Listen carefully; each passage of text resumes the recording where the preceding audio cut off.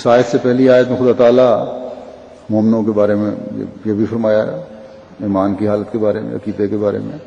کہ آمنا باللہ و ملائکتہ و کتبہ و رسلہ، یعنی اللہ پر ایمان رکھتے ہیں، اس کے فرشتوں پر ایمان رکھتے ہیں، اس کی کتابوں پر ایمان رکھتے ہیں، اس کے رسولوں پر ایمان رکھتے ہیں، اور دوسری جگہ فرمایا کہ یوم آخرت پر ایمان رکھتے ہیں۔ اس بارے میں ایک حدیث بھی ہے جو حضرت عمر سے مروی ہے کہ ہم حضرت صلی اللہ علیہ وسلم کی حضور بیٹھے ہوئے تھے کہ آپ کے پاس ایک آدمی آیا جس کے کپڑے بہت سفید تھے، اس نے آ کے مختلف سوال کیے اور حضرت صلی اللہ علیہ وسلم کے ساتھ آیا اور گھٹنے ملا کر بیٹھ گیا اور پھر سوال کیے اور عرض کیا کہ اے محمد صلی اللہ علیہ وسلم، ایمان کسے کہتے ہیں؟ آپ صلی اللہ علیہ وسلم نے فرمایا ایمان یہ ہے کہ تو اللہ پر، اس کے فرشتوں پر، اس کی کتابوں پر اور اس کے رسولوں پر ایمان لائے اور یوم آخرت کو مانے اور خیر اور شر کی تقدیر پر یقین رکھے۔ اب یہ باتیں ایسی ہیں کہ جن کے ماننے میں کوئی تکلیف مالا طاق نہیں۔ اگر فطرت نیک ہو، اللہ تعالیٰ کی تلاش ہو، تو کائنات کیا زمین پر ہی اللہ تعالیٰ کی پیدائش کے مختلف نظارے ہیں، اللہ تعالیٰ کی ذات پر ایمان اور یقین پیدا کرتے ہیں اور پھر اس کارخانہ قدرت کو دیکھتے ہوئے اللہ تعالیٰ کے بتائے ہوئے رستے پر چلتے ہوئے ملائکۃ اللہ پر انسان غور کرتا ہے، تمام نظام کائنات کو دیکھتا ہے اور غور کرتا ہے تو فرشتوں کی حقیقت بھی اپنی اپنی استعداد ذہنی اور علمی کے مطابق ہر انسان پر کھلتی چلی جاتی ہے۔ پھر خدا کے انبیاء پر جو کتابیں اتری ان پر مہر، جیسا کہ ہم سب جانتے ہیں، قرآن کریم نے ثبت کی، ان کی غلطیوں اور خامیوں اور تحریفوں کی نشاندہی کی، ان کی بعض تعلیمات کی تصدیق کی، بعض کی تردید کی، اور قرآن کریم کی تصدیق اور اس کی حفاظت کا اعلان کر کے اور آج تک یہ ثابت کر کے کہ اس میں کوئی تحریف اور تبدیلی نہیں ہوئی اور نہ ہو سکتی ہے، اس پر ایمان میں پختگی پیدا کرنے کا اعلان فرمایا۔ اور جو تعلیم اس میں دی قرآن کریم میں، اس کے متعلق یہ اعلان فرما دیا کہ اس میں کوئی ایسی چیز نہیں ہے جس پر عمل انسانی استعداد سے بالا ہو، کیونکہ حضرت صلی اللہ علیہ وسلم کے زمانے سے لے کر آج تک کروڑہا مسلمانوں نے اپنی اپنی استعدادوں کے مطابق اس پر عمل کر کے دکھایا۔ پھر رسولوں پر ایمان ہے، اگر یہ انکار کیا گیا رسولوں کا تو ان قوموں کی بدقسمتی تھی، لیکن ان کی تعلیم اور ان کے دعوے کبھی ایسے نہیں ہوئے جو کسی انسان کو تکلیف میں ڈالیں۔ ہر نبی نے یہی کہا کہ میں تمہیں خدا سے ملانے اور تمہارے فائدے کی تعلیم دینے کے لیے آیا ہوں، اس طرح پر، اور اس کے لیے میں تم سے کوئی اجر نہیں مانگتا، میرا اجر خدا کے پاس ہے۔ میرا مقصد تمہیں تکلیف پہنچانا نہیں بلکہ تمہاری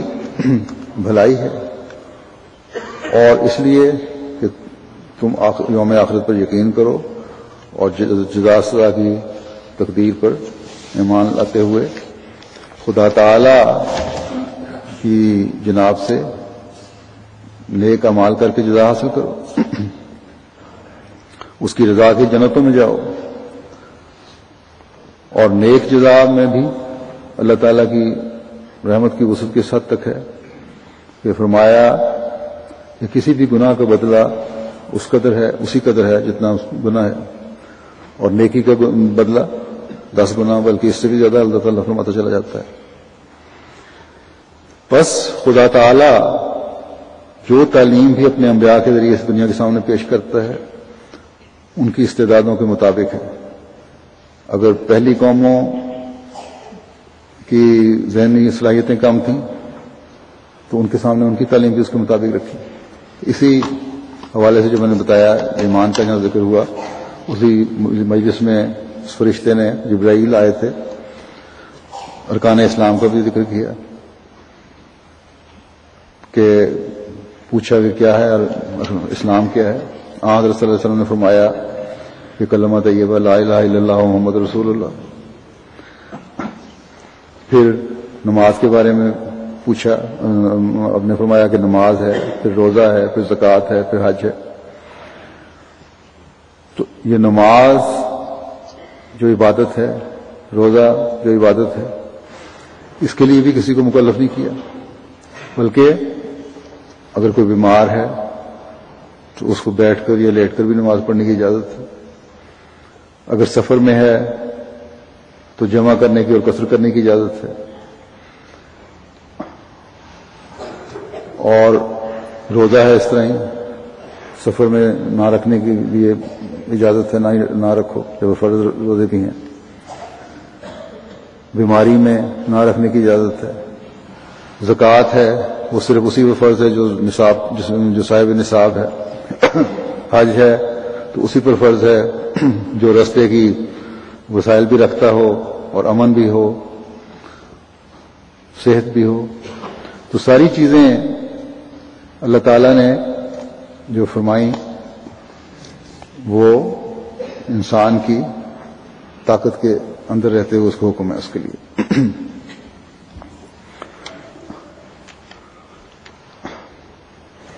اور جیسا کہ میں نے کہا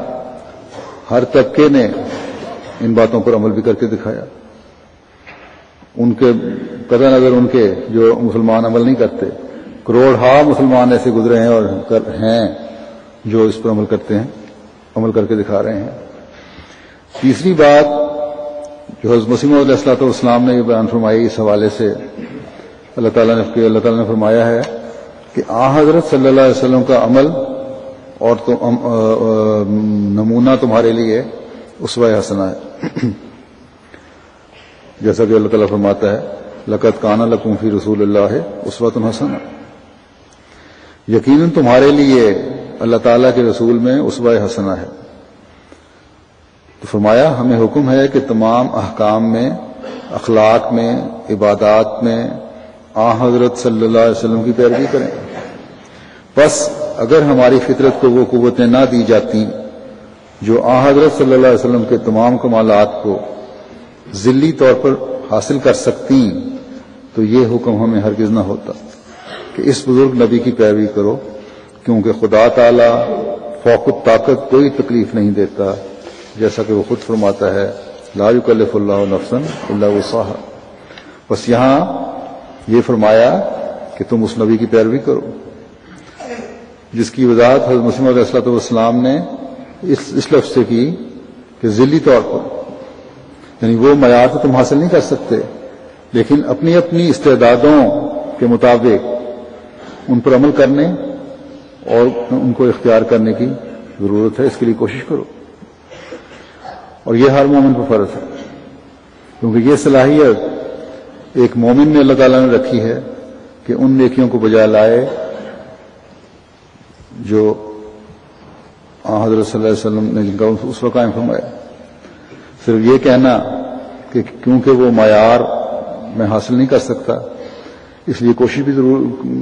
بھی ضرورت نہیں ہے، یہ انسان کو اللہ تعالیٰ کی طرف سے عائد کردہ فرائض سے آزاد نہیں کر دیتی یہ بات ایک مومن کو. اور امت میں نے جیسے کہ کہا ہے کہ کروڑوں لوگوں نے یہ نمونے قائم کرنے کی کوشش کی اور کر کے دکھایا. ایک عام مومن بھی اس اسوہ حسنہ کو رسول کریم صلی اللہ علیہ وسلم نے جو قائم فرمایا اپنی استعدادوں کے مطابق قائم کر سکتا ہے، بجا لا سکتا ہے، اس پر عمل کر سکتا ہے. پھر چوتھی بات اس حوالے سے یہ ہے کہ گو اللہ تعالیٰ نے حضرت صلی اللہ علیہ وسلم کو تمام انسانیت کے لیے مبعوث فرمایا ہے، اور وہ جو تعلیم لائے اسے قبول کرنے کا ہر ایک کو حکم ہے. اور جیسے کہ میں نے بتایا کہ اللہ تعالیٰ اور اس کے رسول صلی اللہ علیہ وسلم پر ایمان لانا ہی نجات کا بھی باعث ہے. لیکن اگر کسی پر اتمام حجت نہیں ہوا۔